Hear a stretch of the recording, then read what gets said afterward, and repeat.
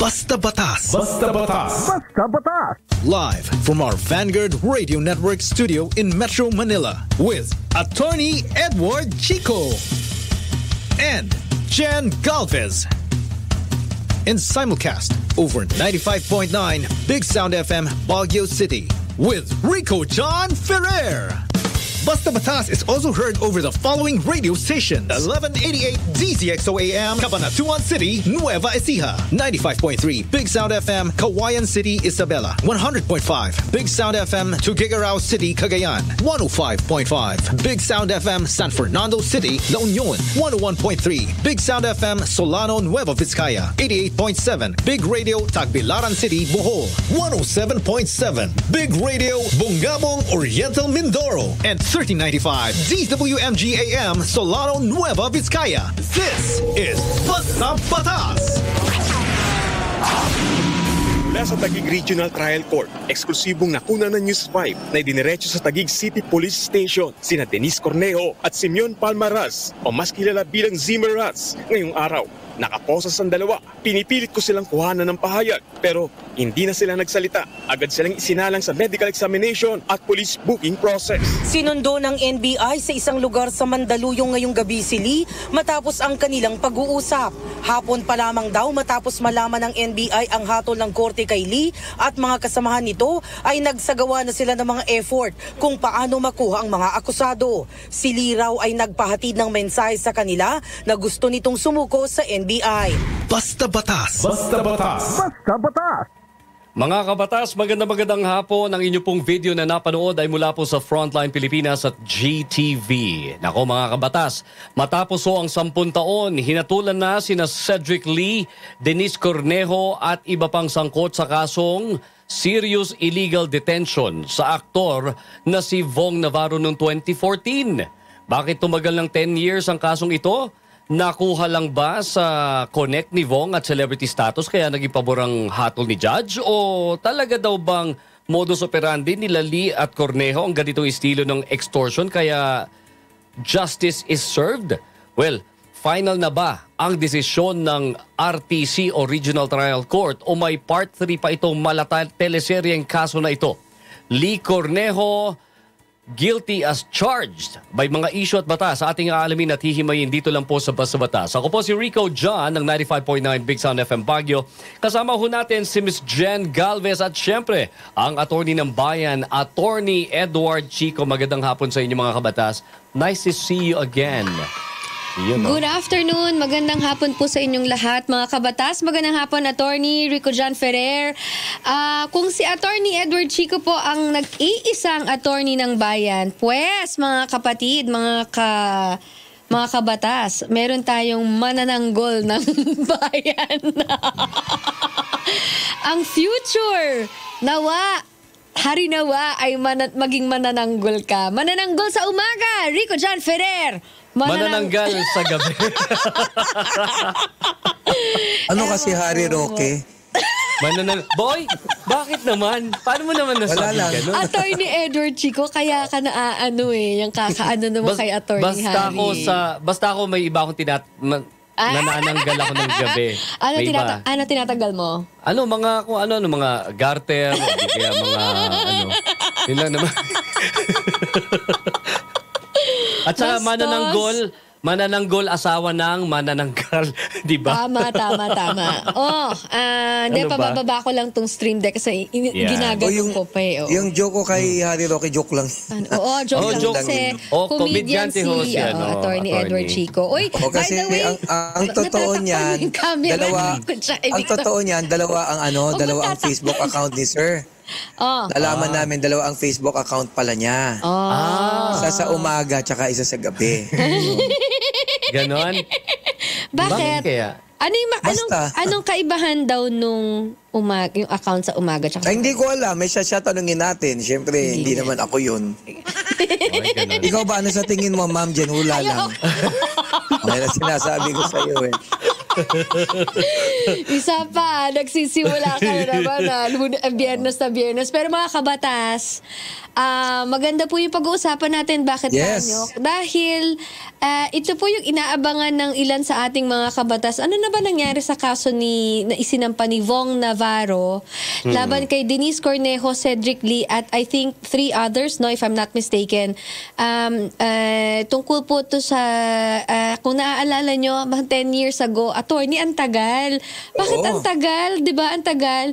10 years ago, yung pong pumutok na issue na si Vong Navarro ay na pinaggugulpi, pinagbubugbog dahil daw siya ay ng rape kay Denise Cornejo. Tapos, siya, ano bang Tagalog sa illegal detention? Siya ay hindi naman itinago, parang basta he was detained against his will. Siyempre, di ba? Kinulong siya, kumbaga. Ng grupo nila Cedric Lee, and according to Vong daw, siya daw ay hiningan ng pera para hindi na magdire-diretso itong kaso. Para hindi siya kasuhan.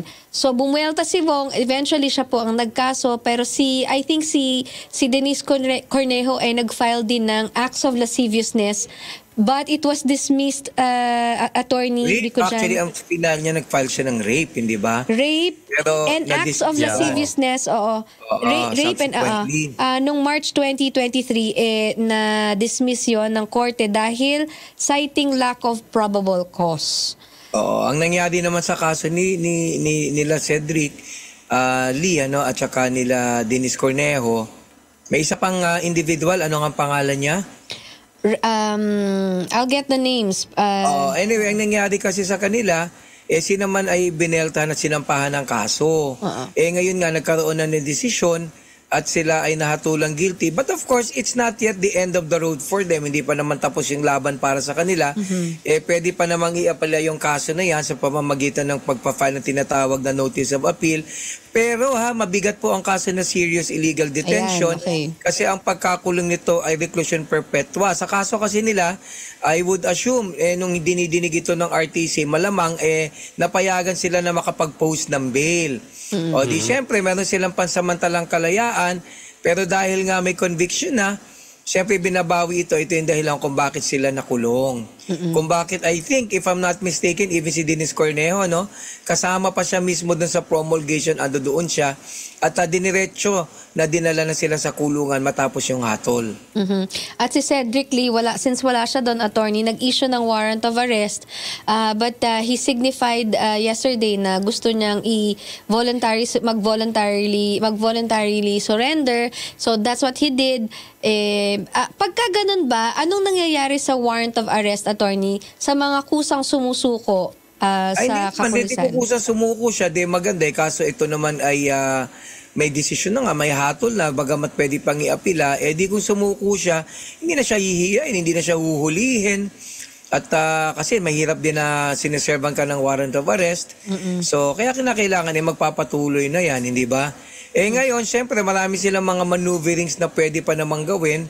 Hindi pa naman tapos yung laban. Kasi alam mo, ito dapat maintindihan ng mga kabatas din natin, hindi po porket nagdesisyon na ang trial court, halimbawa ang regional trial court, ang metropolitan trial court, ibig sabihin yan po'y pinal na. Nagiging pinal yan kapag sila hindi nakapag-apila o kung nag-apila naman sila ay nadesisyon na yung kanilang apila. So hanggang umaabot yan hanggang Korte Suprema. So right now as we speak, meron pa naman silang mga pwedeng gawin, ika nga. Ito si Denise Cornejo, naalala ko, nakapanood pa siya ng show ko, Ma'am Jen, sa Music Museum. I remember that, attorney. Oo. Na nandoon siya.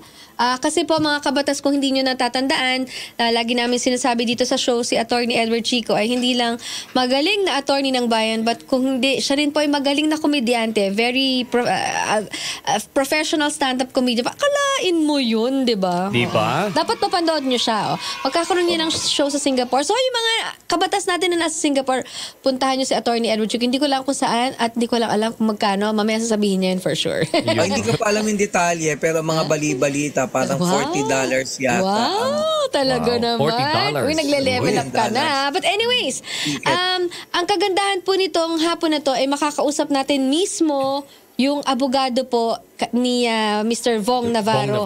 Oo, maya lang ng konti kukontakin natin siya. Alamin natin anong naramdaman na ni Vong. Sabi nga ni attorney, hindi pa naman tapos ang boxing, 'di ba? Pwede pang mag-apila yung grupo nila Cedric at saka nila Denise.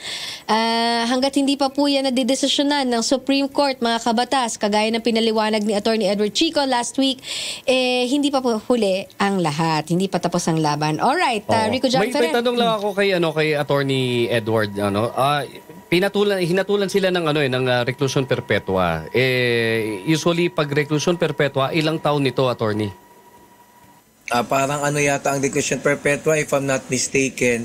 20. Parang 40 taon yata yan or yung maximum 40 years 20 years to 40, 'di ba? Oo. So ang problema lang diyan, it's a non-bailable offense. Yun ang malapit. So kapag ikaw ay nademanda halimbawa sa korte, ibig sabihin dinala kunyari muna yan sa piskalya, no? Tapos nag-file ng information ang fiscal doon sa RTC at yan ay non-bailable, hindi ka talaga makakalaya habang dinidinig yung kaso. Okay. Kaya lang sa kanila, I would assume, kasi hindi ko nabasa yung istorya nito, but I would assume nag-file sila ng petition for bail at sila ay napayagan kung kaya't habang dinidinig yung kaso, sila ay may pansamantalang kalayaan, ika nga. Oo, ganun pala yun, attorney, pagka, Rico John, pagka halimbawa, dinidinig yung kaso mo, actual, tapos biglang nag-decide na yung court, diretso ka pala talaga sa kulungan, attorney, no? Kahit anong suot mo, kung nandun ka, nag-attend ka at nahatulan agad-agad na yun. Oo, alright. Okay, tuloy natin ang usapin tungkol sa Lee Cornejo. Guilty as charged. Ayon nga po yan sa Taguig Regional Trial Court. Maya lang ng konti, makakausap natin ang abogado ni Mr. Vong Navarro, Rico John Ferrer. Alright, so pansamantala muna mga kabatas, Ito muna, mamimigay muna tayo ng libreng load sa mga nakikinig sa kanilang mga radyo sa iba't ibang radio stations ng Vanguard Radio Network. Ang kailangan nyo lamang pong gawin ay i-text po sa amin ang inyong pangalan, address, cellphone number, ang telco na inyong ginagamit at i-text po ang kasagutan. Nakasama mga detalye na yon sa 0939-431-1244. That's 0939-431-1244. Ang ating katanungan, eto na. Ang reklusyon perpetua ay ilang taong pagkakakulong. Uy, nabanggit yan kanina, ha? Ang reklusyon perpetua ay ilang taong pagkakakulong. Is it letter A, 20 years and 1 day up to 40 years? Letter B, 20 years? Or letter C, 50 years? Ulitin ko, ang reklusyon perpetua ay ilang taong pagkakakulong? A, 20 years and 1 day up to 40 years? B, 20 years or C, 50 years. I-text nyo po sa amin ang inyong kasagutan. Kasama po inyong pangalan, address, cellphone number, ang telco na inyong ginagamit. At ikasampung texter na may tamang kasagutan mananalo ho ng 160 pesos load. I-text nyo ho yan sa 0939-431-1244. Kayo pa rin po nakikinig at nanonood sa Basta Batas, heard on radio, seen on Facebook and YouTube. Ako po si Rico John Ferrer with Attorney Edward Chico and Miss Jen Galvez. Sa hinaba-haba ng kaso sa kulungan din pala ang diretsyo ni na Cedric Lee, Denise Cornejo at iba pang kinasuhan ni Vong Navarro ng illegal detention noong 2014. Bakit inabot ng 10 taon ang kaso? Final na ba ito? Aalamin po natin yan. Dito lang sa Basta Batas. Tutok lang sa Basta Batas at sama-sama nating hanapan ng lunas, hindi butas, ang batas. Sundan ang Basta Batas sa Facebook at YouTube. Sundan ang Basta Batas sa Facebook at YouTube o mag-text sa 0939-431-1244. Basta Batas. Basta Batas. Basta Batas. Ito po si Attorney Edward Chico na nagsasabi na mahirap po talaga ang buhay ng isang abogado. Naalala ko nga yung kliyente ko. Meron akong kliyente noon pa. Sabi niya sa akin, Attorney, pag naalala ko yung kaso natin, naiiyak talaga ako kasi grabe ang pinagdaanan ko dyan.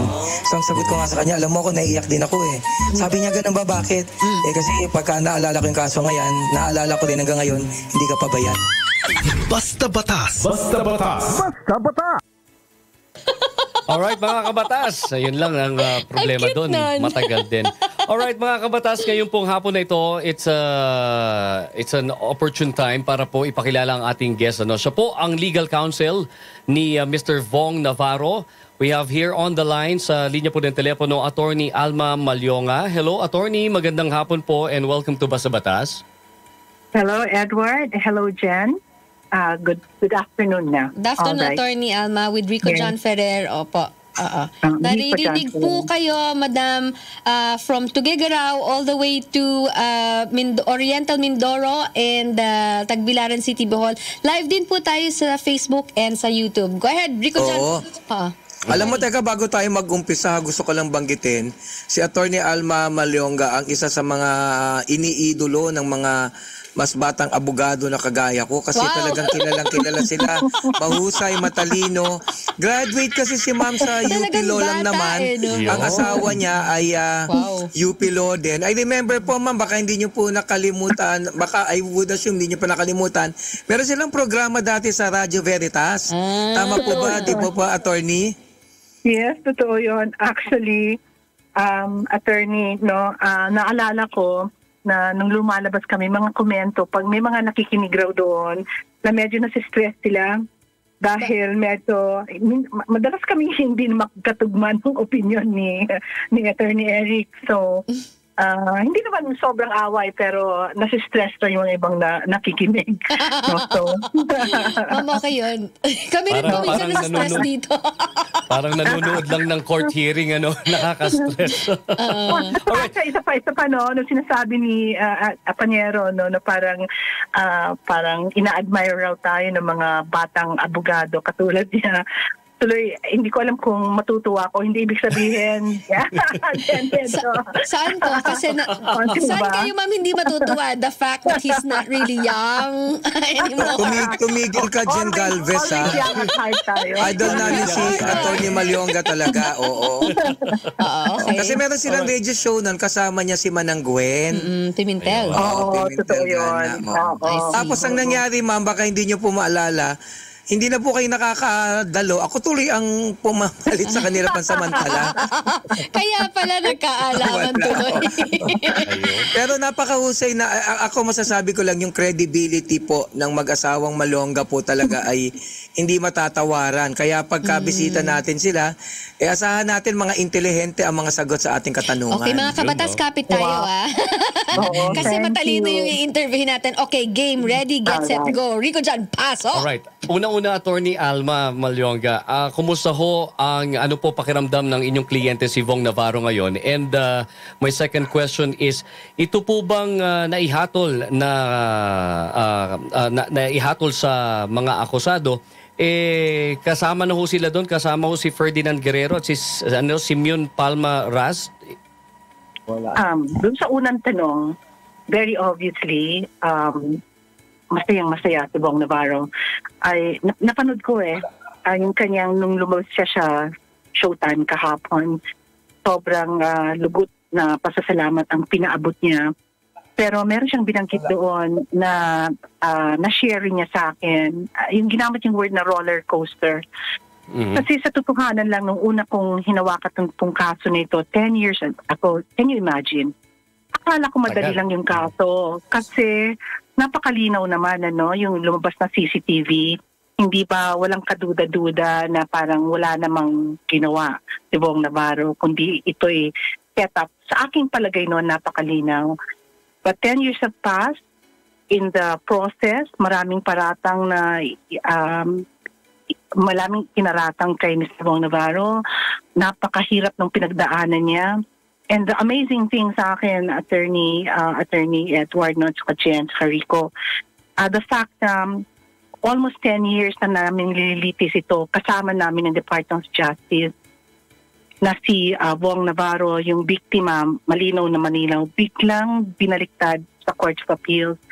At agarang sinabi, hindi na natin hintay ng Supreme Court, kasuhan nyo na agad si Mr. Vong Navarro. Kaya nagkaroon tayo ng hindi ko maintindihan at hindi ka panipaniwalang sitwasyon kung saan meron na tayong litigation ng 10 years na tinutugis natin sila Cedric Lee, Dennis Correa, biglang naging kontrabida si Vong at siya ang biglang naging instead na biktima, siya ang may sala. Hindi, alam mo, munti ka na akong mabaliw doon kasi it's never happened sa buong buhay ko. Attorney, at alam mo yung, yes. So, bakit po nagkaganon yung development? Meron po bang unseen hand? Pasensya na po kayo, no holds barred po itong ating programa. May nangyari po ba na na hindi natin dapat malaman supposedly? Nagkaroon po ba ng manipulasyon? Bakit nagkaganon po yung desisyon? At nagkaroon na development? Hindi naman perfecto kasi ang korte, di ba? Fortunately, the road to justice does not end with the Court of Appeals dahil meron naman tayong papuntahan pa yung Supreme Court. And the Supreme Court actually rectified the error. Ang sabi niya may grave abuse of discretion yung ginawa ng Court of Appeals ng pagbabaliktad at pagpapa-substitute ng kanyang judgment doon sa naging determinasyon na si Wong Navarro ang biktima, hindi siya yung perpetrator, hindi siya yung kriminal. So, noong February, naglabas ang Supreme Court, sabi niya, dismiss nyo lahat yung kaso kay Wong Navarro, yung rape, yung act of lasciviousness. Ang malungkot lang doon, of course, the year before that, bandang September, kinasuhan na si Mr. Wong Navarro at nagkaroon ng pag-issuean ng warrant of arrest, nakulong siya. Alam mo, sinabi ko naman ito, hindi ko talaga, parang surreal nga kung pag-isipan, dinadalaw ko si Mr. Wong Navarro sa NBI, sa Taguig. Masakit sa akin kasi sobrang alam mo kung ano nangyari, di ba?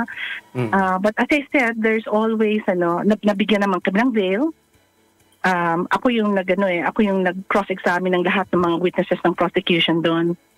At lumabas yung nung December, bago mag-Christmas, buti na lang pinalaya si Mr. Wong Navarro. At minsan pinag-uusapan naming dalawa, ano kaya yun? Bakit nangyari yun? But I would like to believe, sa lahat ng buhay natin, every time something very difficult happens, meron naman merong point yun. Maybe it's to strengthen our character. Maybe it's to make us realize how important our family is, to make us appreciate our life better.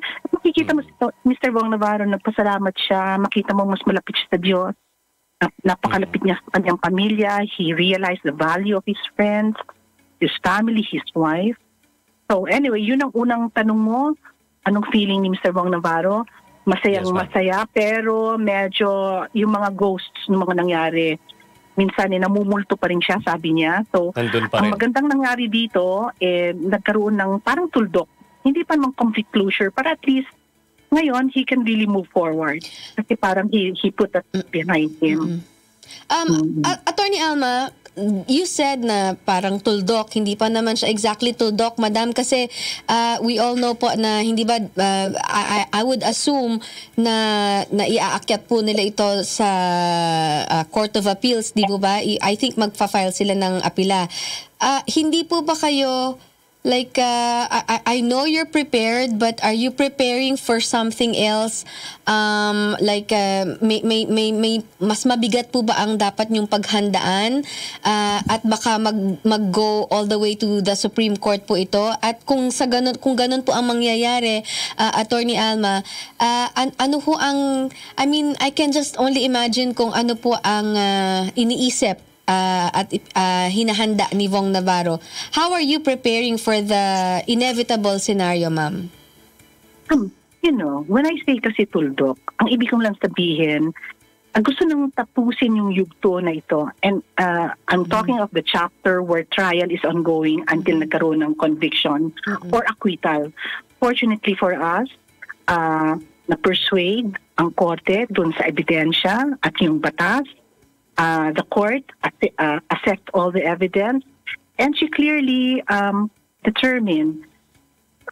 Alam ito na Attorney Edward, kasi sa serious illegal detention kasi, ang mga basic elements doon, nagkaroon ng detention, the detention is illegal, at para maging non-bailable siya, the illegal detention must be attended by threats to kill, serious physical injuries, or it was made for the purpose of ransom. And the court rightly found, ang sabi niya, admitted naman na dinetain siya So, ang only question dun is illegal ba o legal yung pagka-detention? And kasi, ang problema nila, Denise Corneo and Cedric Lee, sinasabi nila, citizen's arrest yun. Diba? Sila kailangan ipakita mo na legal yung kanilang pagpapa-detain kay Mr. Wong Navarro. And nandun yung CCTV footages. Nandun yung proklamasyon na ng Supreme Court. Nandun din yung paiba-iba at hindi ka panipaniwalang testimony ni Denise Cornejo. So obviously illegal yung detention. So walang kaduda-duda dyan. Ang tanong lang doon is, meron bang serious physical injuries? Check. Sabi ng Supreme Court, oo, dahil may mga doktor na nagsabi na malubha yung kanyang nangyari sa kanya. Niwala ang court na may threats to kill. And alam mo, napakaklaro na set up ito. Yung court, tinignan niya lahat ng circumstances. And what for? Nung habang pa lang, ang sabi nga ng korte, Buang was lured.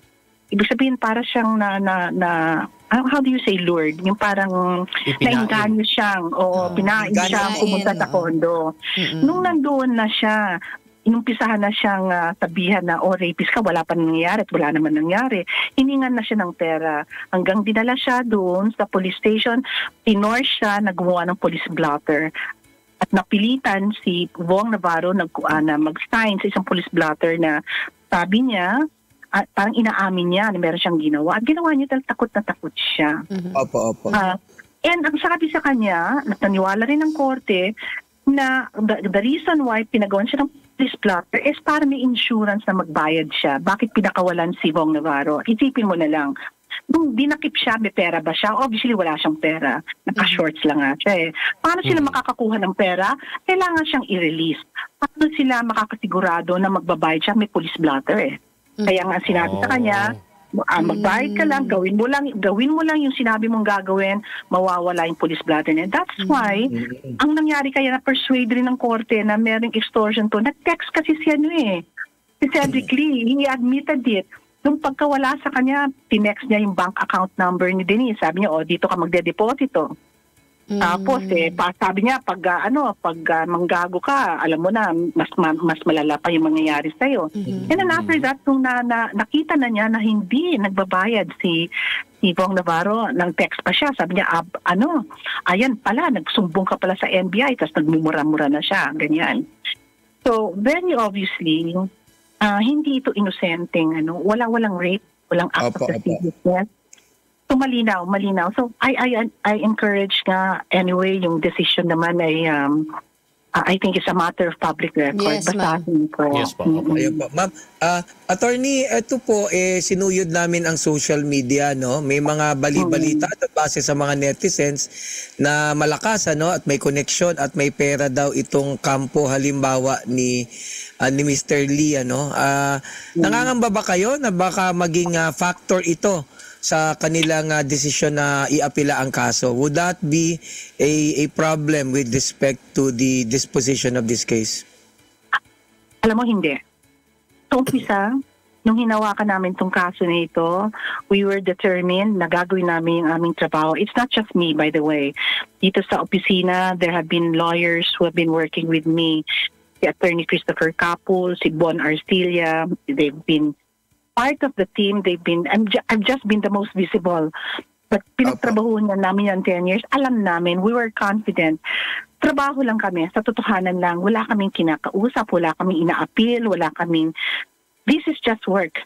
And nagdadasal lang kami na talagang things will turn out right. Kahapon ba yun? Nung nagkaroon ng desisyon? Parang kahapon lang. Yes, ma'am. Kahapon, attorney.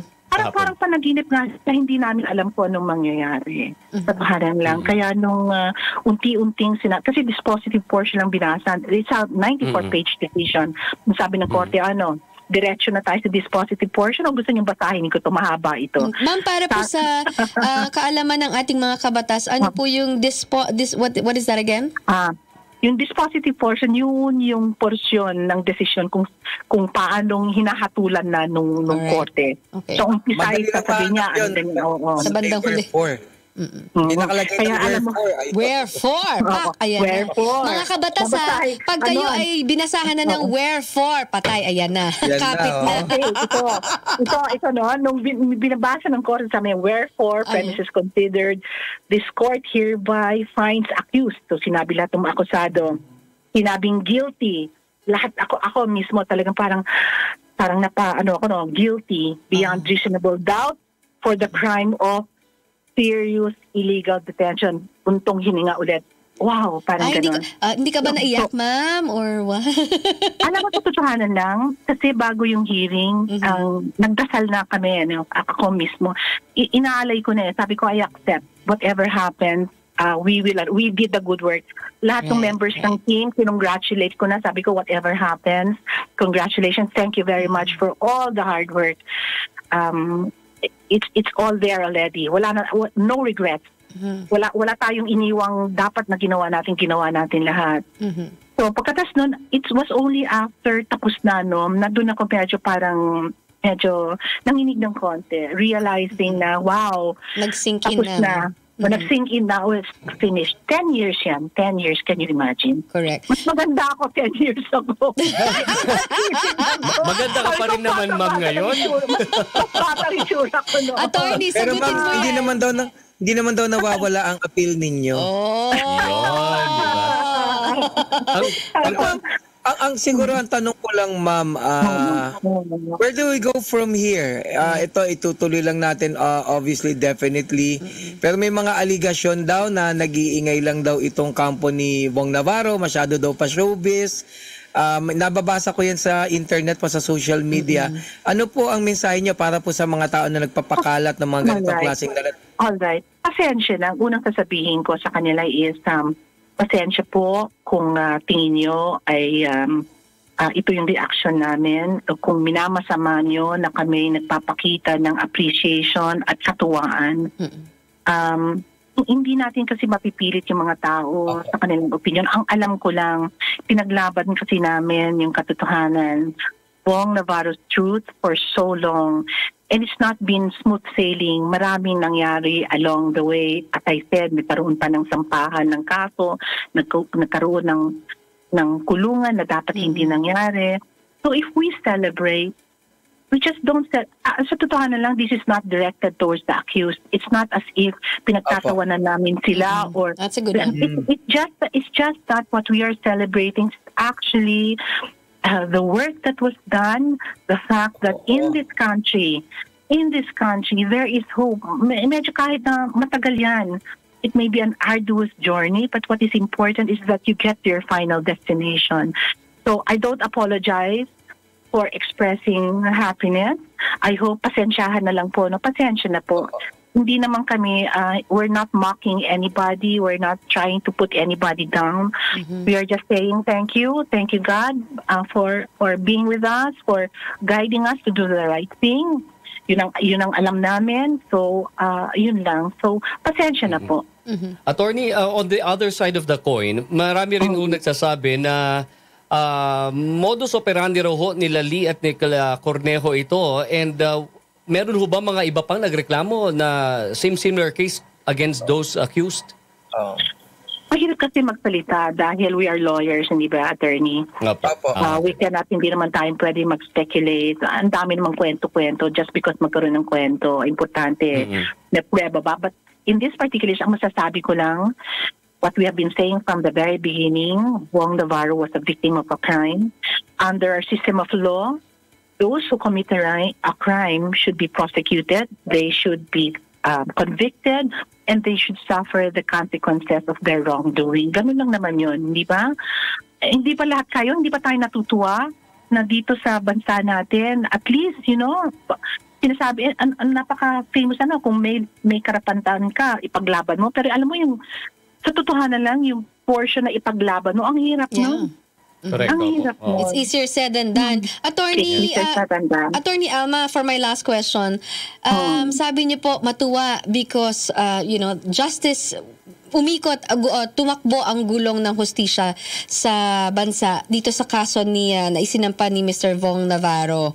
Pero alam niyo po, let's be realistic, ang dami pong, dito lang po sa aming programa sa Basta Batas, every single week, meron po kaming natatanggap na reklamo na injustice, etc. Tanong kay Attorney Chico. Meron pong mga na illegally detained. May mga natatanggap po kaming reklamo. In fact, yung Attorney Chico, yung follow-up natin mamaya, yung tungkol sa inirefer mo sa IBP, nakadetain pa rin yung bata. Ito daw pong kay Bong Navarro, what is your reaction on this? Na kaya lang to na-solve, malaking factor daw po na siya ay artista, sikat at merong connect. How do you paano nyo ipagtatagpi yung sinabi nyo na alluding to that justice was served at saka gumulong ang hustisya sa bayan natin versus dun sa mga hinaing ng ordinaryo na tao, kaya kami mahirap, cannot afford kami ng abogado na kasing galing ni Attorney Alma. Paano po yon, Attorney? Attorney Alma, siguro follow up bago niyo pa sagutin yan. Kayo daw po ba ay naghahawak ng mga kasong pro bono sakaling may mga biktima daw ng injustice?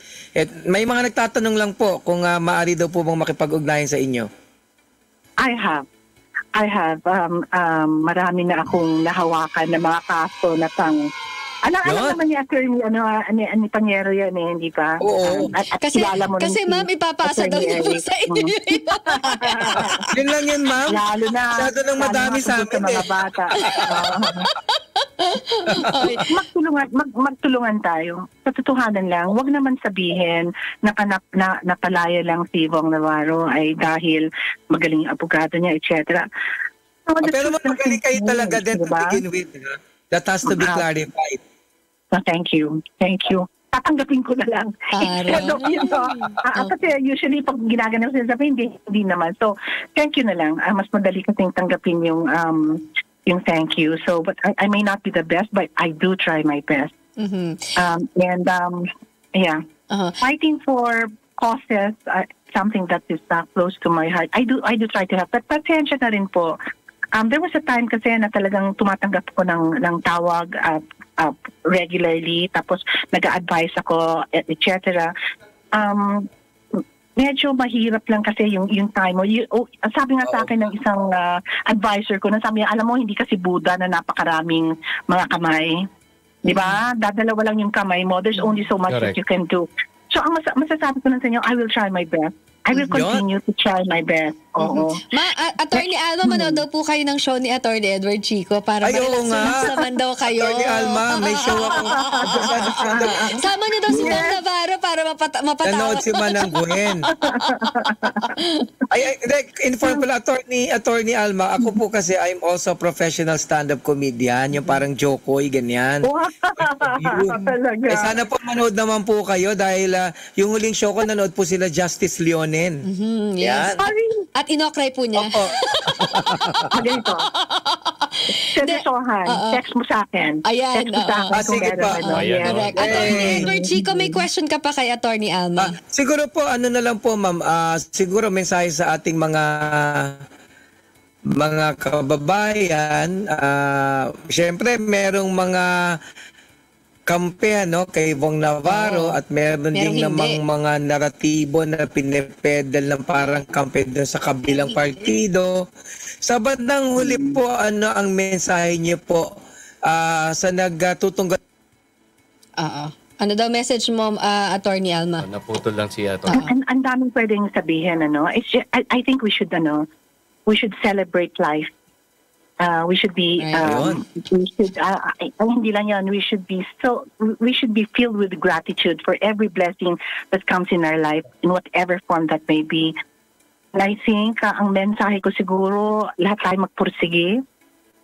We should be thankful to all the blessings that we have. Let's just enjoy our life.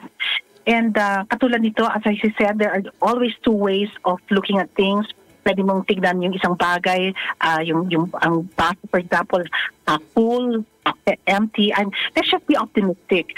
Sa akin ang lesson sa akin dito, ang lesson sa akin is to be really more optimistic. I'm a jaded lawyer. I mean, after so many decades of practice, paano ka naman hindi mandulo mo sometimes? But what this case has brought me, and I think it should be shared by everyone, is the sense of hope.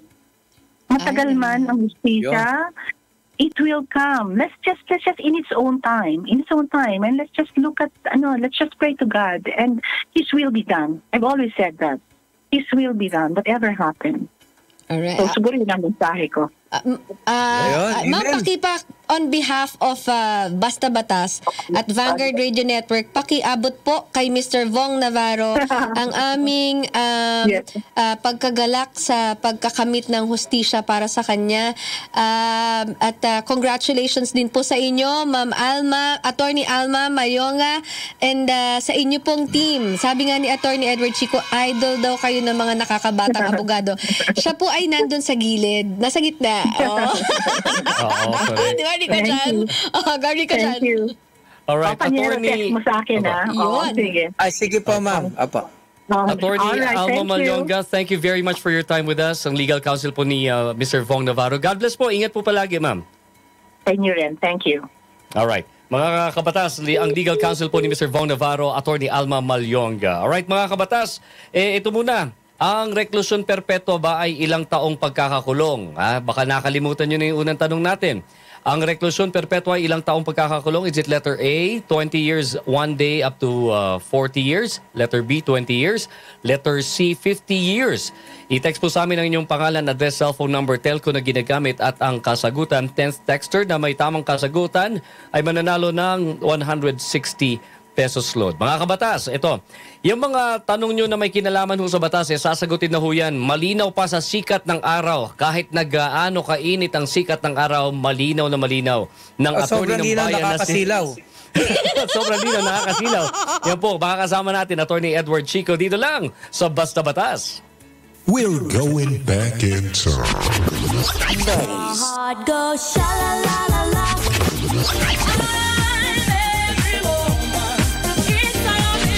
90s music. Kiss me. On Big Bang Friday.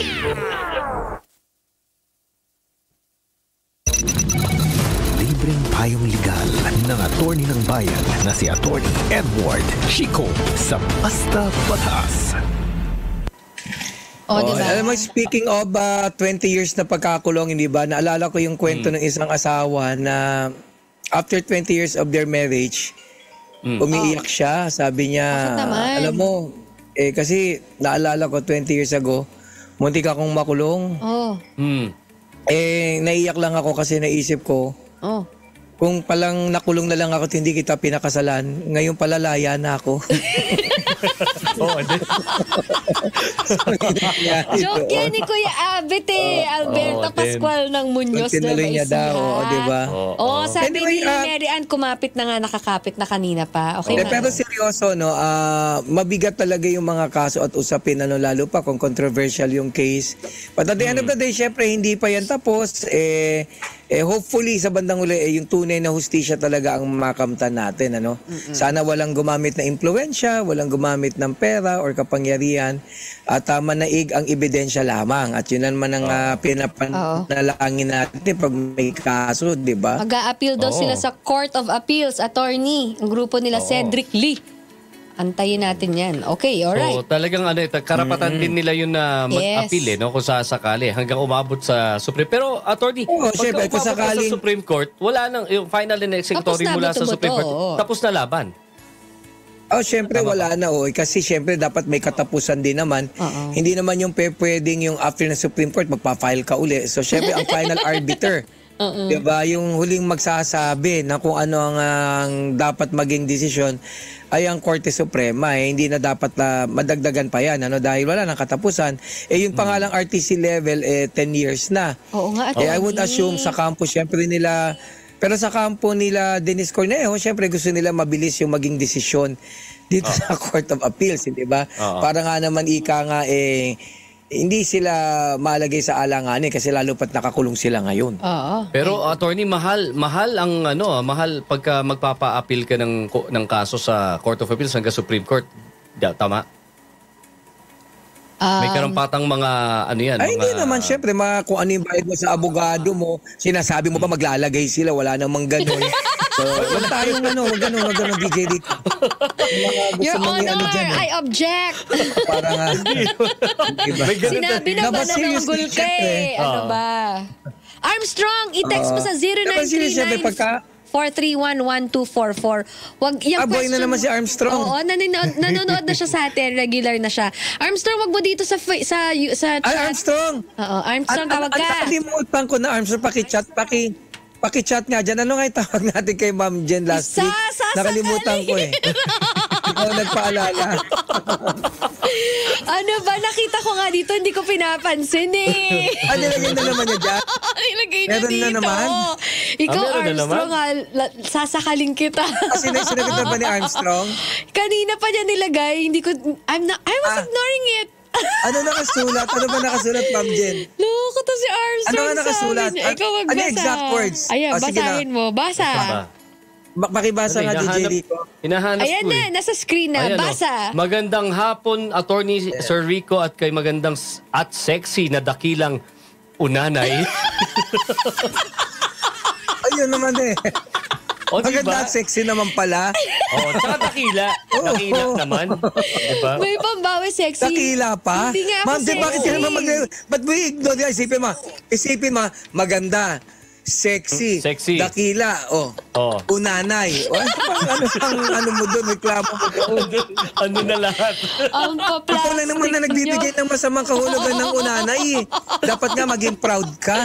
Kapagawa tayo ng t-shirt dakilang unanay, susuot natin. Try it. Isa pa. Anyways, mga kabatas, ready na yung ating first, asa na ba? Paano ko tatanggalin ito? Hindi na tuloy. Ating first caller, taga Taiwan. Pero ang province niya yata taga Nagilian, Isabela. No? Oo, anonymous siya. Okay. Anonymous itong caller natin. Ready na ba? Hello? Nasa linya na raw eh. Hello, magandang hapon. Good afternoon, hello. Hello po, sir. Yan, good afternoon. Andito na si Attorney Edward Chico. Ano po yung katanungan ninyo? Bali po,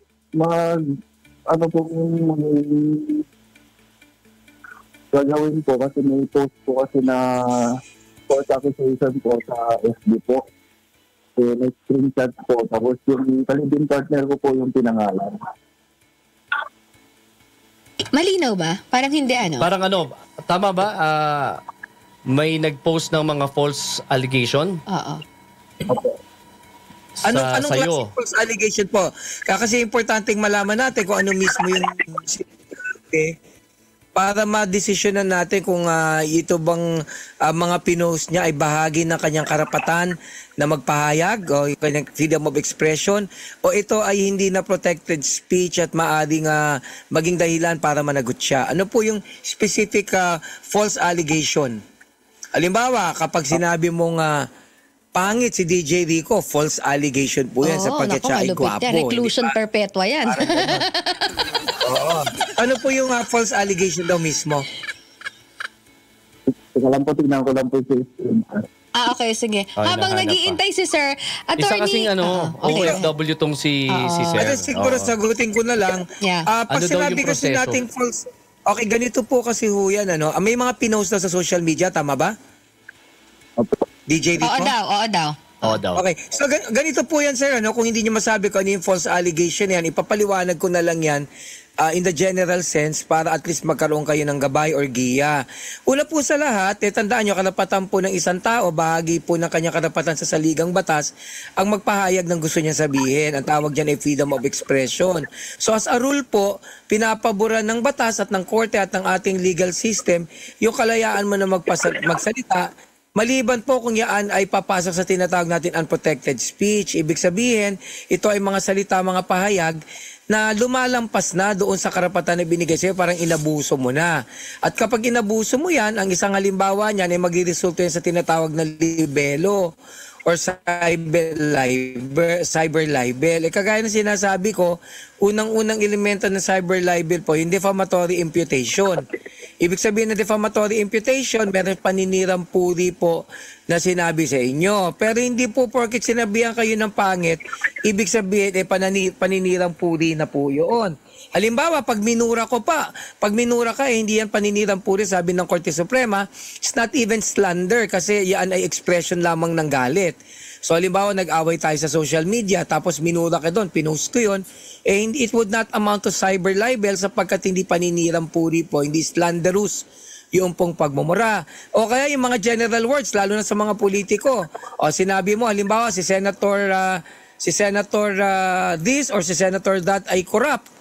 o kayong mga congressman diyan sa mababang kapulungan ay corrupt, hindi pa rin po defamatory yan. Pero kapag ho talagang nag-i-impute ng maling bagay para sa inyong reputasyon, doon lang po yan magiging unprotected or defamatory. Halimbawa, tinawag ka na, eto kasing si A, may kabit ito, nahuli ko to kahapon. Nambababae talaga kahit may asawa. O itong tao na ito naglagay para lang mapaboran ng kaso. Yan po'y paninirang puri kapagkat naka-apekto ng reputasyon nyo. Ngayon, ang pangalawang titingnan natin kung sakaling may paninirang puri, yan ba'y na-post talaga? Eto sir, screenshot mo na yan dahil pag nagreklamo ka, itong nag-post, tatanggalin yan dyan. So, kailangan ma-screenshot mo siya, ma-preserve mo yung ebidensya mo, i-save mo yan sa phone mo, para kung sakasakali magpre-present ka ng ebidensya dahil may rules on electronic evidence tayo, yung integridad ng ebidensya na yan ay magamit mo. Kasi mahirap pag hindi mo na screenshot Baka mamaya mawala na hindi mo makita, napakahirap naman. So pangatlo, kung na-post yan, may publication, pinangalanan ka pa talaga. Kung hindi ka naman pinangalanan, pero alam na ikaw yan, halimbawa, yung host sa Basta Batas, yung unanay. So kahit hindi natin pinangalanan yun, hindi seryoso, alam natin si Miss Jen yun. Sinabi nila, halimbawa, yung pong abogado ng bayan, yun ang tawag nyo sa akin dito sa programa, alam na nila kung sino yun, hindi ba? So, ganun po yun Pag sinabing identity, hindi po kinakailangan pinangalanan kayo talaga. So, pangapat po, yung malis. Kapag sinabi niya defamatory, talagang ang layo ni siraang ng pagkatao mo at reputasyon mo, at talagang pinost, At higit sa lahat, pinangalanan ka, kung hindi ka man pinangalanan, meron tinatawag na moniker. So kagaya nga na example natin kay Ma'am Jen. Oo, so alam ng tao ikaw pa rin yun, hindi ba? So yun po ang mangyayari doon, sir. If that would be the case, again, i-preserve mo, screenshot mo yan, pwede ka nang magdemanda ng kasong kriminal laban sa taong ito. Malinaw po, sir? Malinaw po. Pero ano po ang pwedeng unang gawin po? Depende sa paniniwala. Kung naniniwala kayo sa kulang, kung gusto nyo pa kulang, pwede. Kaya lang, hindi ko sure yan. Biro lang po. Ang pwede nyo pong gawin talaga ay kumuha ng abogado po para makapagsampa talaga ng kaso. Ang kailangan lang po, yung ebidensya nyo nga po, malinaw. Yung integridad ng ebidensya ay mapangalagaan. Screenshot nyo na po yan. Nakikita nyo po ba? Na-screenshot nyo ba, sir? Opo, nag-screenshot po. Ayun, importante na na-screenshot po. Makipag-ugnayan sa... Ganito po, sir, para malaman ko kung defamatory yan, dahil ayaw nyo naman ipalabas dito sa air at nahihiya kayo, isend nyo nga po sa amin yung screenshot na yan at para masuri ko kung yan po ba yung tinatawag na defamatory o mapanirang puri or bahagi ng kanyang kalayaan na magsalita. Yan ang attorney ng bayan. Nag-extra effort, sir, from Taiwan. Pero okay po, sir, padala nyo yung screenshot po para makita namin. Sir, padala nyo na ngayon sa ating Facebook PM, okay? Okay po. Sir, like po kayo i-search nyo po ang Basta Batas sa Facebook. Tapos mag-send po kayo ng private message sa amin. I-send nyo po yun. Sabihin nyo kayo yung in-interview. At i-send nyo po sa amin para makita po ni Attorney Edward Chico. Ako, now na. Sir, now na. Okay. Maraming salamat po, si Thank Sir you. from Taiwan. Isingit ko lang to, Attorney Rico. Armstrong, paki-explain mo nga sa akin kung ano tong sinasabi mong ganda naman ang pagkakulot ni Ma'am Jenny. Diba? Sinong Jenny? Talagang sa lahat yan na pwede naman yung salamin, pwede naman yung lipstick, pero yung kulot ko talaga yun. Kasi masalata daw yung kulot mo. Nakakaloka ka, sabi ni Ma'am Julie. Gusto ko yung kulot mo. Yung datingan mo para kang superintendent of city schools of Manila. Parang si Dr. Lolarga, yung mga ganon.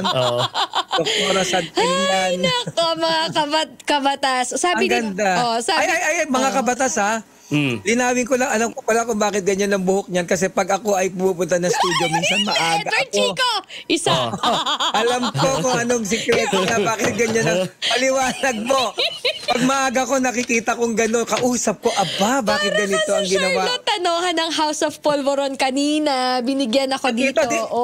Nakita din pa ni Charlotte kanina yan, yung seremonyas mo na yan. Nakita niya picture, nakakaloka yung babae na yun. Nagpunta sila ni Benson Tanohan ng Stone Free na may i-record po nila ulit ang sumikat na, natatandaan niyo yung kanta na Anghel sa lupa, mananatili ka. I-record ulit nila ang taray, abangan ko yan. Pero, sabi dito ni Julian Rojas, pwede po bang ipahuli na caught in the act yung asawang lalaki na may binabahay na kabit? Makukulong po ba sila agad?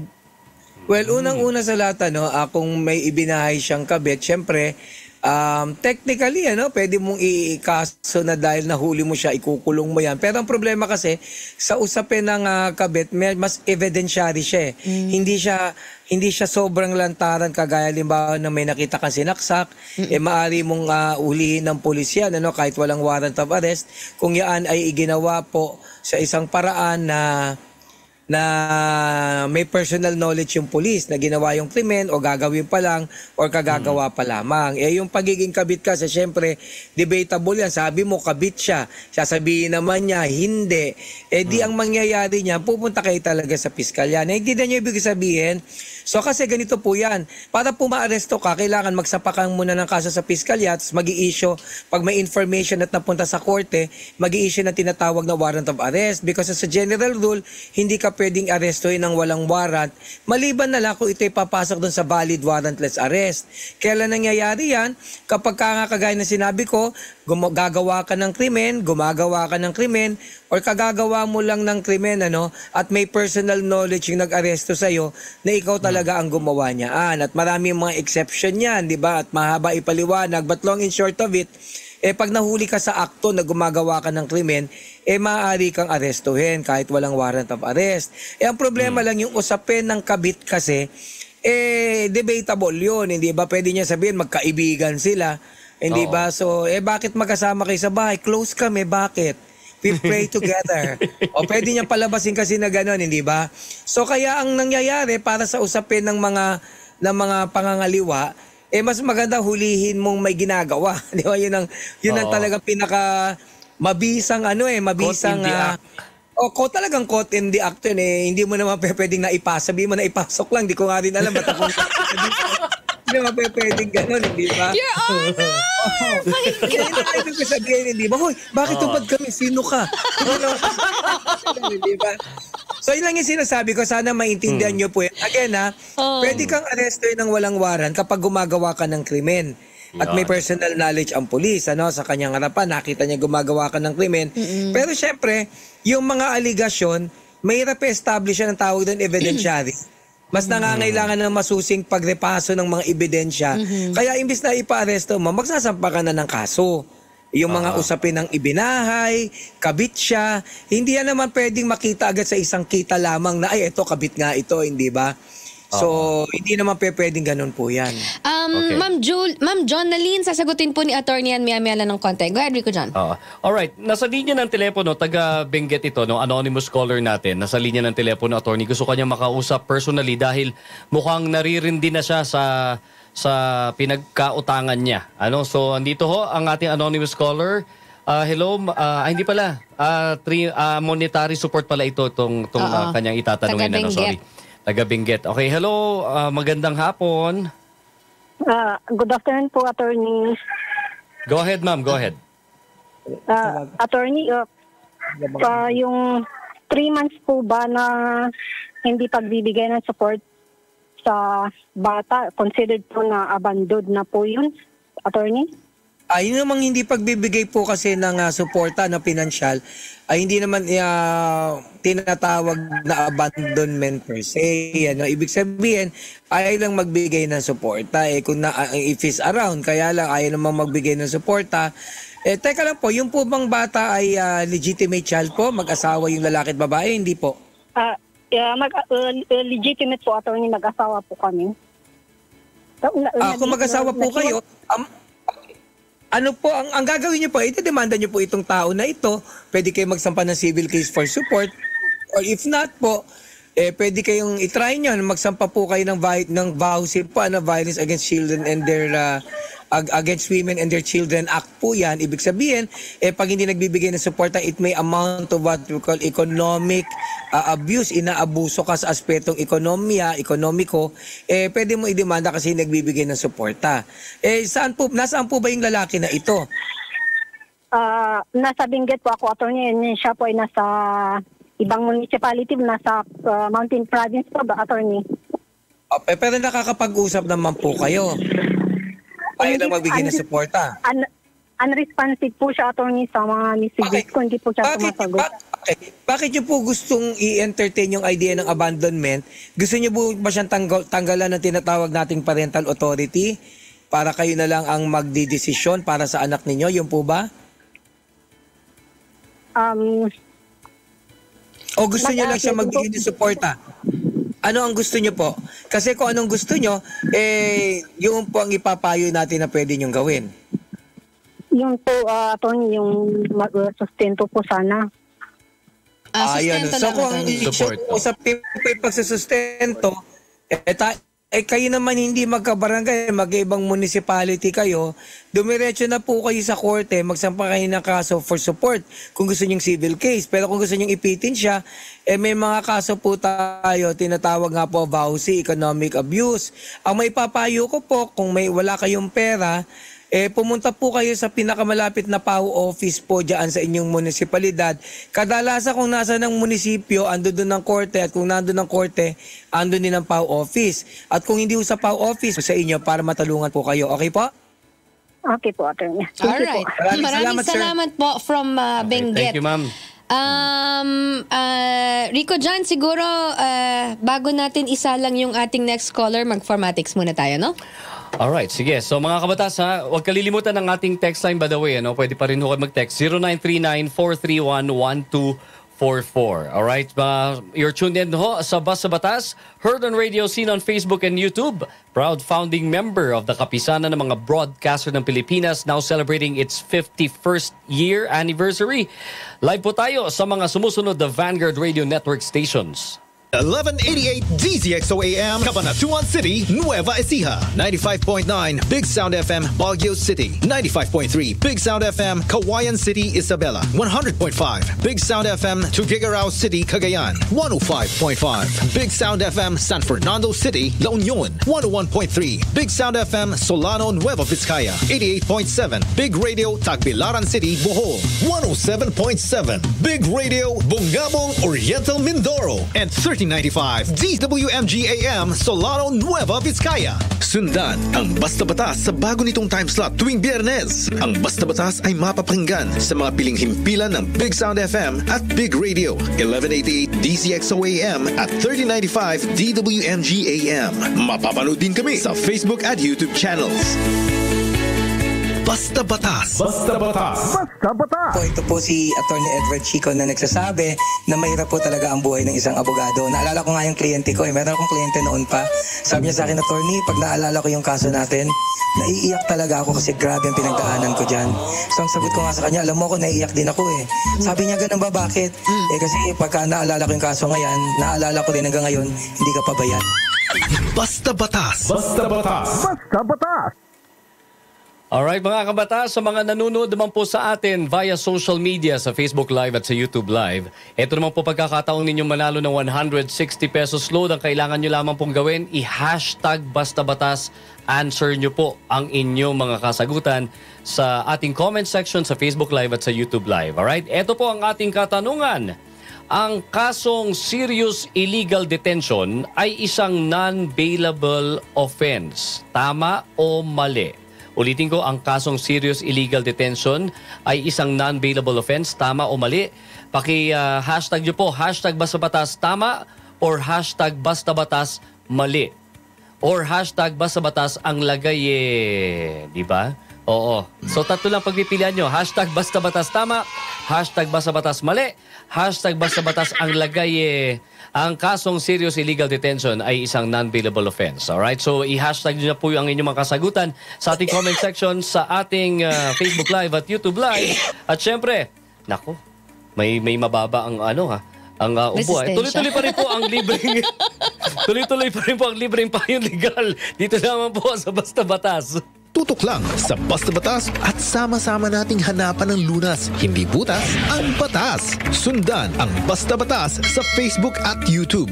Sundan ang Basta Batas sa Facebook at YouTube o mag-text sa 0939-431-1244. Ang Vanguard Radio Network kasama ng KBP sa pagdiriwang ng kanyang ika-51 anibersaryo ay nakikisa sa buong sambayanan sa pagpupugay sa lahat ng himpilan ng radyo at telebisyon na patuloy na nagbibigay boses sa adhikain ng bawat mamamayan. Libreng payong legal ng attorney ng bayan na si Attorney Edward Chico sa Basta Batas. Rico, may anonymous caller tayo from Isabela ulit. Alright, mula sa Isabela, ang ating anonymous caller. Hello, magandang hapon. Hello po, Hello. good afternoon po. Good afternoon, Yes. ma'am. Andito na ho si Attorney Edward Chico. Pakitanong na ho yung inyong question sa kanya. Sige po, madam. Go for gold. Hello po, attorney. Attorney, tanong ko lang po kung meron po ba kami about po kasi dito sa bahay na pinirahan po namin. Hindi po kasi amin ito. So, tumira lang po kami dito. Ang may-ari po kasi dito is tita ng aking kinakasama. Nasa ibang bansa po kasi sila. Ano pong tanong niyo po? Po? Ano pong tanong niyo kung nakatira po kayo sa bahay ng tita ng inyong kinakasama na nasa ibang bansa? Yes po, gusto po kasi nila itong papabakbakin daw po. Sino po yung magbabakbak po? Sino yung may gustong magbakbak?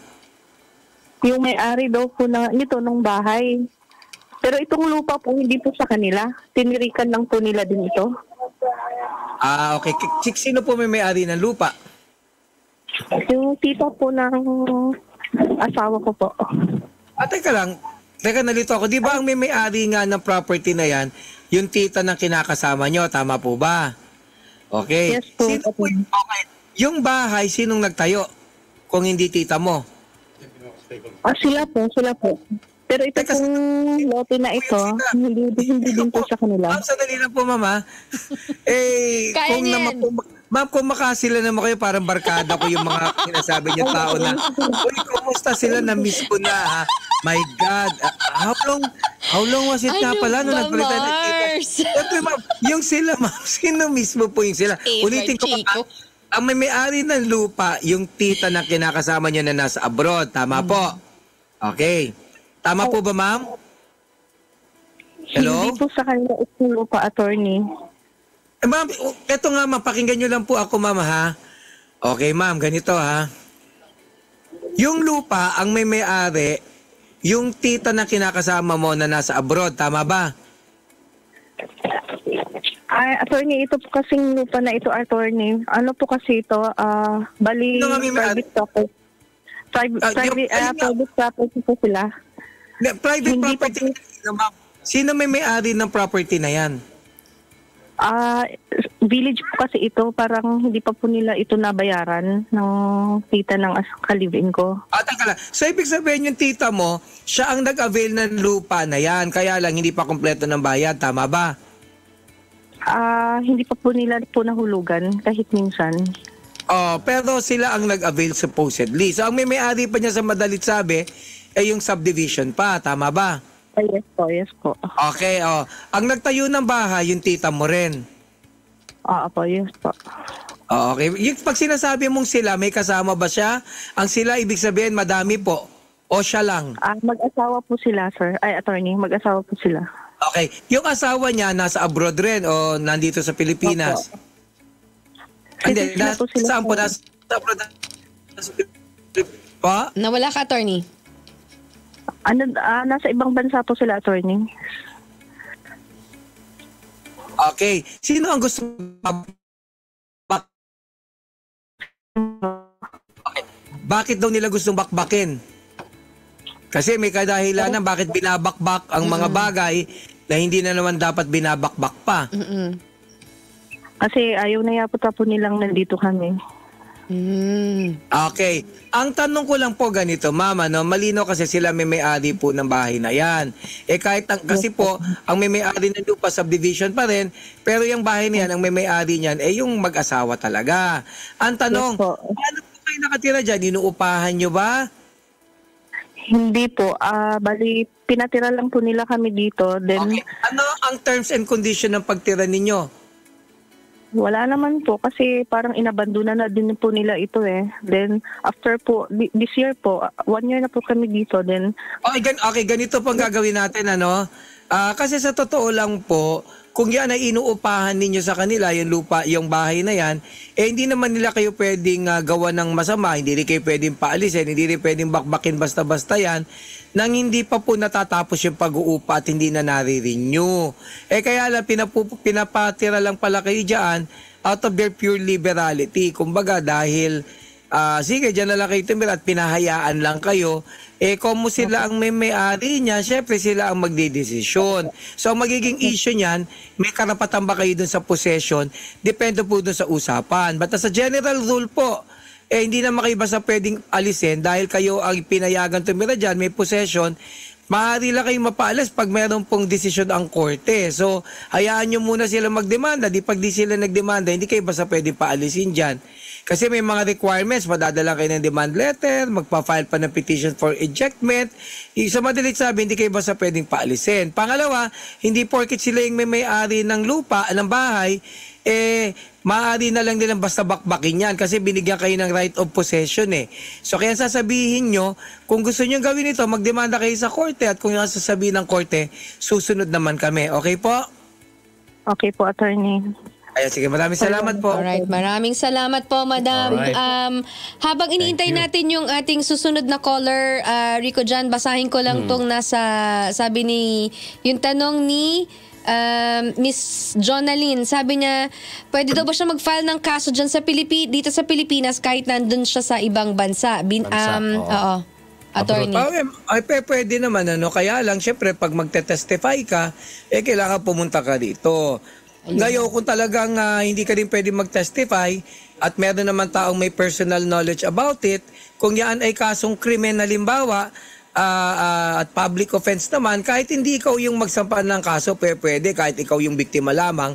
Kasi ang pwedeng magsampa ng kaso nito, basta may personal knowledge siya. Kasi nalaman niya na may ginawang krimen at gusto mo kausapin na ito na magdemanda, okay lang. Kasi ang kasong kriminal pa pag napunta sa korte, ang kaso niyan sa pagitan ng akusado at ng estado.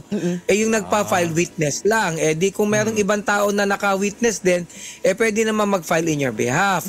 Ngayon kung ikaw ang biktima, may civil liability, pwede ka naman mag-issue ng SPA para ika nga i-represent ka niya. Ngayon kung ito'y kasong civil lamang talaga at may personal knowledge din naman yung iyong uutusan, pwede ka nga mag-execute ng special power of attorney para bagamat ikaw ang partidong nagkakaso na ito, ay siya ang nagre-representa sa'yo para dito. Ngayon kung talagang hindi mo magawa yan, pwede ka naman pumunta rito, magsampa ng kaso, balik ka muli sa ibang bansa, at pagka magte-testify ka na, bumalik ka uli dito, di sabay bakasyon mo din, punta kang Boracay, dalawin mo yung mga kaibiganin mo, yung mga barkada mong na-miss mo for so long, yabangan mo sila na maganda ang buhay mo sa ibang bansa.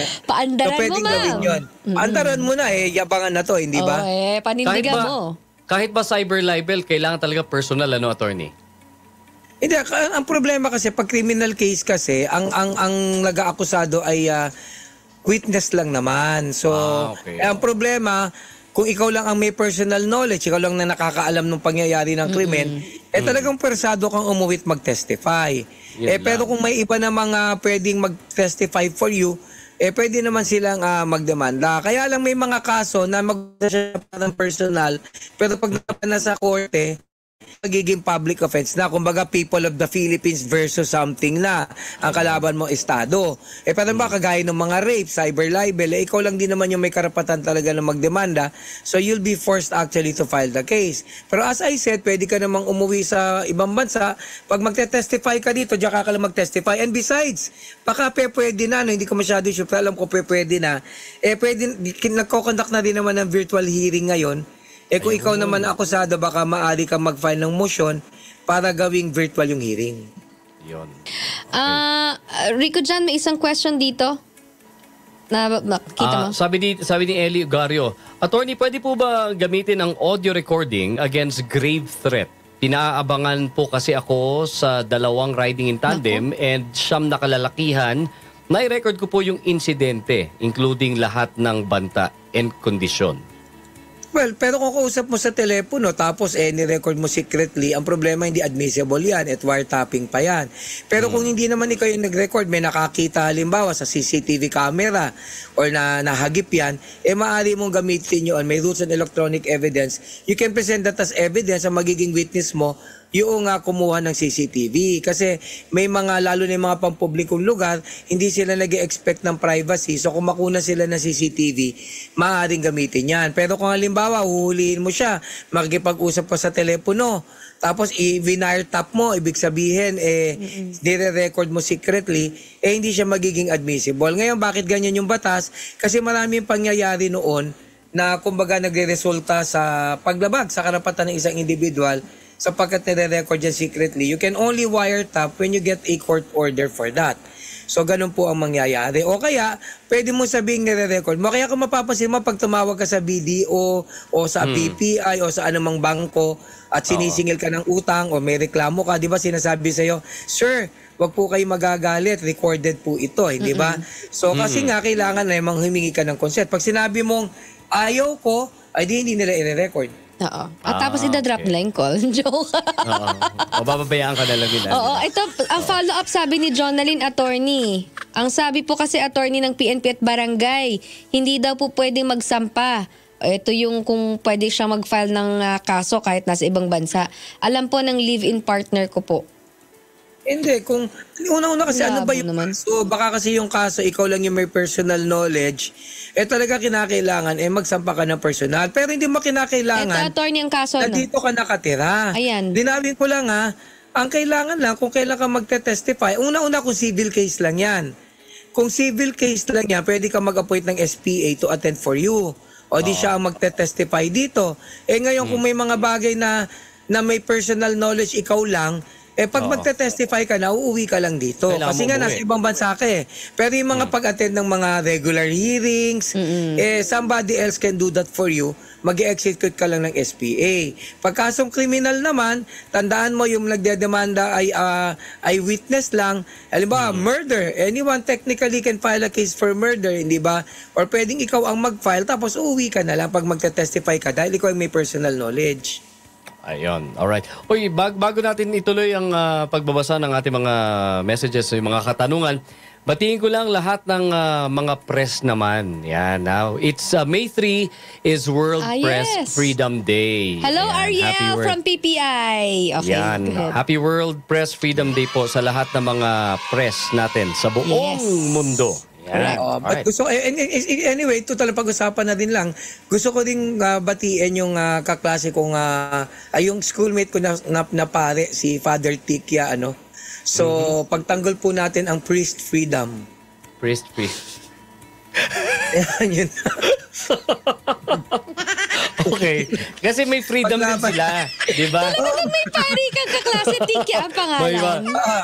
Si Father Tikya, schoolmate, mas matanda siya nauna siya sa akin ng ilang taon, pero napakabait na tayo naging kaibigan. Yeah, pero Tikya talaga pangalan niya. Boy Scout, si Father Tikya. Meron pa yung si Father Francis Salcedo. So, sabi ko, meron bang World Priest Day? Wala bang ganyan, hindi ba? World Priest Freedom Day?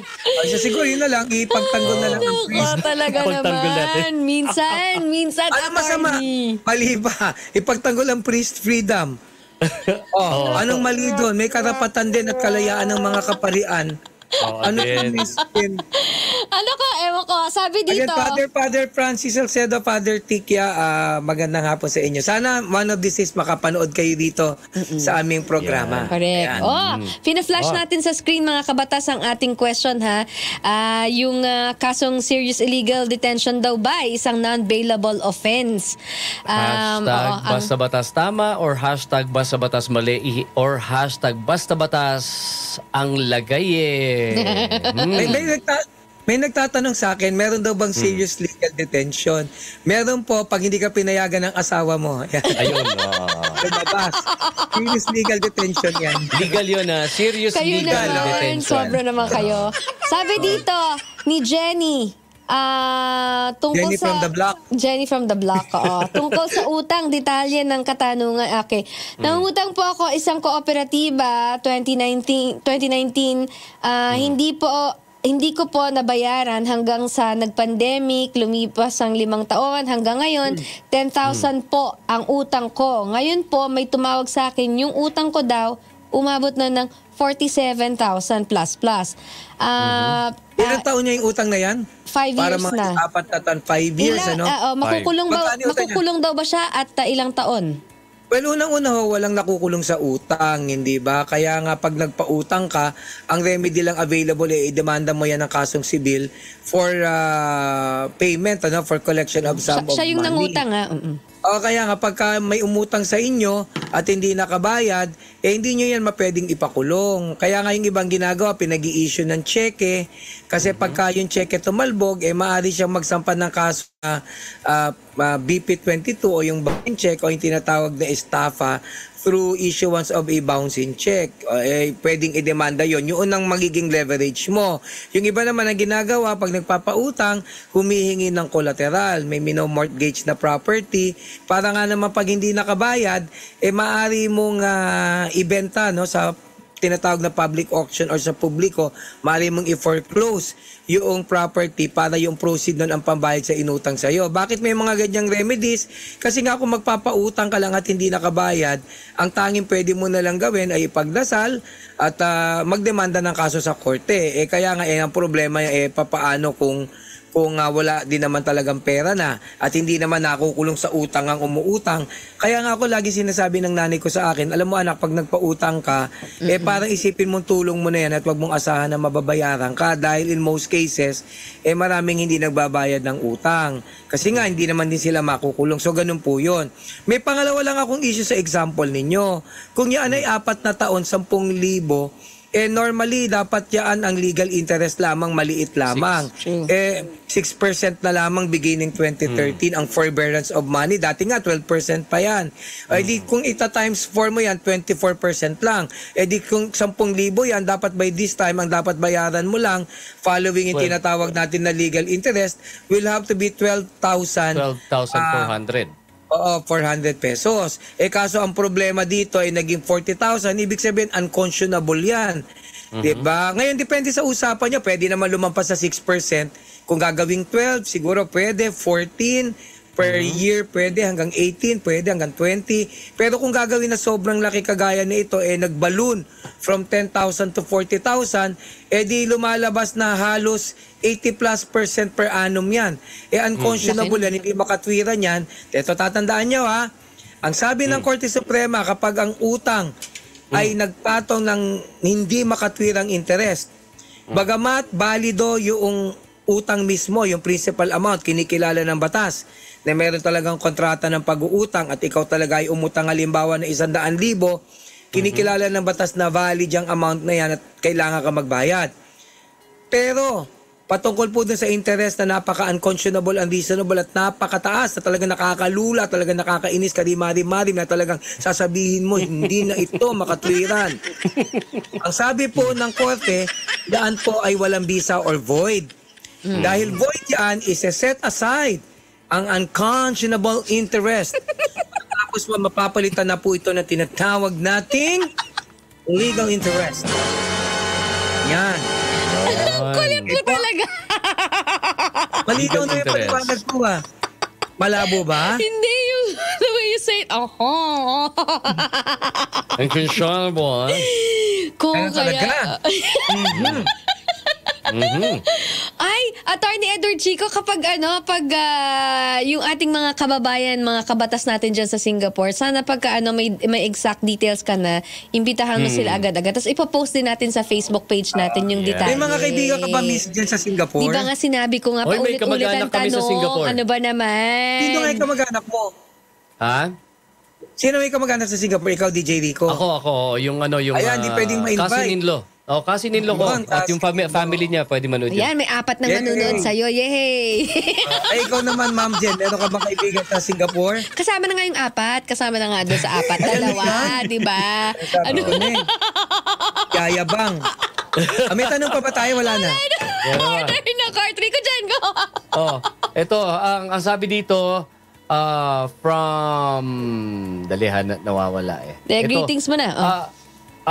Ask lang daw dyan ng advice kasi yung isang nagpapautang, 17,000 yung utang niya.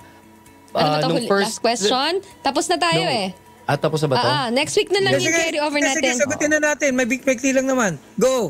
Hindi, almost 300% daw yung interest na binigay. 300%, oo. 17,000? Nakareceive daw siya ng 300% per annum?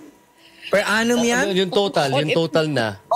So from 17,000 lumabas na magkano na ngayon? Naging 34,000 na, attorney. Matapos ang isang taon, yan ang ibig sabihin. Yan ang Nakareceive na siya ng demand letter. Yes, yan ang sinasabi ko na unconscionable. Hindi siya makatwiran. Sapagkat karimari-mari.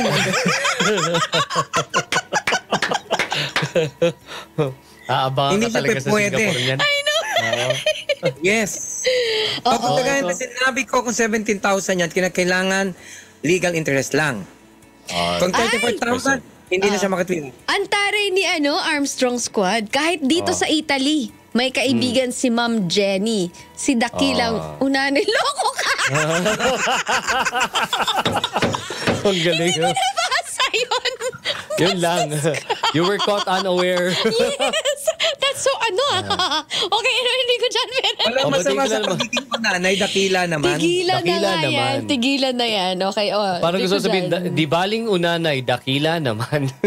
Ito, pwede. Hindi, sabi dito, Farahana Espinosa Manan, hello, magandang hapon. Ganun kay Mary Ann Nepomuceno Pascual, kay Armstrong, kay, sino ba to? Si Dodong Serna. Ayan. Good afternoon, sabi ni Leandro Magpayo, para huwag naman to, Leandro. Leandro, i-review ko lang yan. Baguhin natin.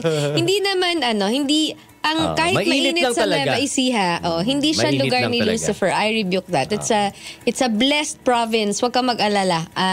Oo. Nandyan yung taniman namin ng palay. Oo, magandang Nueva Ecija. At number 1 po ang Big Sound FM dyan. 101.5 Big Sound FM. Diba? Okay, sige, Rico dyan. Okay. Yan po muna. Maraming salamat yung mga nanonood po sa atin at nakikinig. Pero ito muna ang ating winner para po sa ating pamimigay ng 160 pesos load. Ang unang winner po natin ay walang iba kundi taga Alicia Isabela. Rizaluna Alicia Isabela. Ang kanyang pangalan ay Jennifer Bautista. Congratulations. Ikaw ang ating winner ng 160 pesos load. Ang tamang kasagutan po doon, letter A, 20 years and 1 day up to 40 years ang reclusion per petwa. Alright, ang ating second winner naman, yung mga sumagot ho ng hashtag Basta Batas, tama.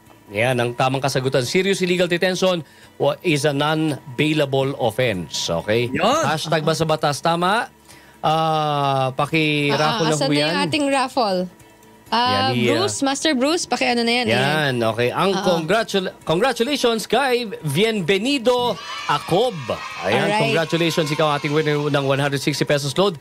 Paki-message po sa amin ang telco na inyong ginagamit at ang inyong cellphone number. Alright, so... Okay mga kabatas, isa na naman makabuluhang hapon ng ating natunghayan. Lagi pong tatandaan na hindi po dahilan ng pagiging mangmang sa batas para ito po ay labagin. Alamin ito dito po sa Basta Batas. Mula po sa Big Sound FM Baguio, ako po si Rico John Ferrer nagsasabing maraming salamat sa inyong panunood at sa inyong pakikinig.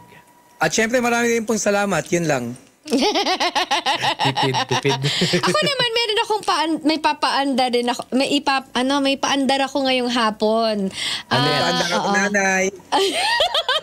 Ay, Edward Chico! Alam ko kung saan ka nakatira. Iyayabang ko lang na kaibigan po namin ang gumagawa ng House of Polvoron. Diba? Ayun. Tapos, alam mo yung House of Polvoron, support, oo. Pero ito yung House of Polvoron. Truly mga manash. Truly. Oo, in fact, fact, mga kabatas, titikman ko po ang kakainin ko, hindi tikman kasi palagi kong kinakain eh. Yung ube flavor nila. Halata naman. Kasi dumaan sila Charlotte dito. Hi, Mots, and si Benson. Hi. Hi, Charlotte. Sana all. Ngayon, sasabihin ko yung aking extra na kumakain ako ng polvoron. Sige nga. Rico, dyan papunta ko dyan sa Baguio this weekend. Dadalang kita. Tapos, gawin mo yung next week ha. Si attorney, Pipito ko. Si attorney, iba yung bibigay natin sa kanya. Okay.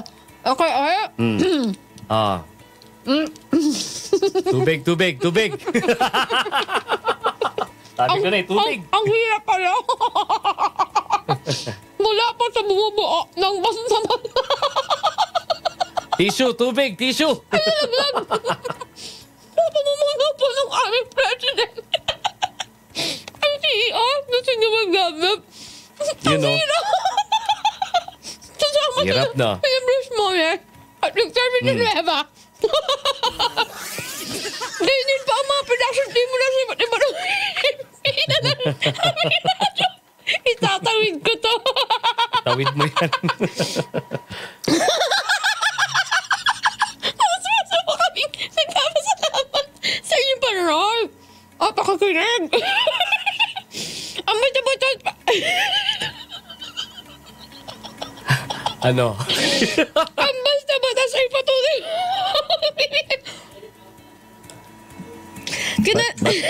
Kaya tuloy mo yan. Tuloy. Panindigan mo yan, Miss Jen. Magbibigay ng kaalaman sa batas. Until next week. Heard on radio, on Facebook and YouTube. God bless you and God bless the Philippines. Sarap ng pulveron. Sobra na all. This is your Vanguard Radio Network. Important reminder, the opinion and views of the host and guests are not necessarily the stand of Vanguard Radio Network and its management. Basta Batas. Basta Batas. Basta Batas.